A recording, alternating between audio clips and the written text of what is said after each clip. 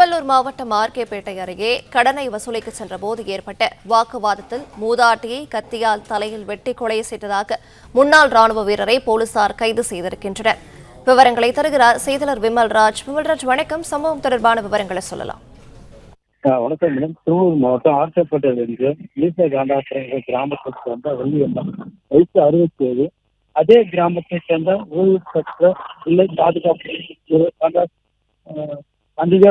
என்பவர் மூதாட்சி வள்ளியம்முடன் மூத்த மகன் முருகன் என்பவரிடம் 3 லட்சம் ரூபாய் பணத்தை காண்டாசலத்தை வாங்கியுள்ளார்.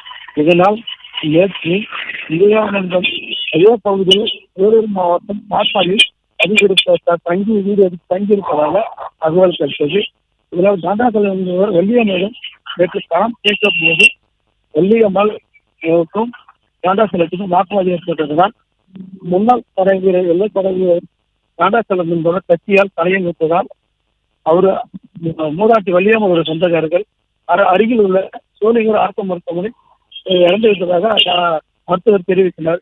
இதனால் ஆர்கேபேட்டை போலீசார் முன்னாள் படை வீரர் ராணுவ வீரரை கைது செய்து விசாரணை மேற்கொண்டு வருகிறது.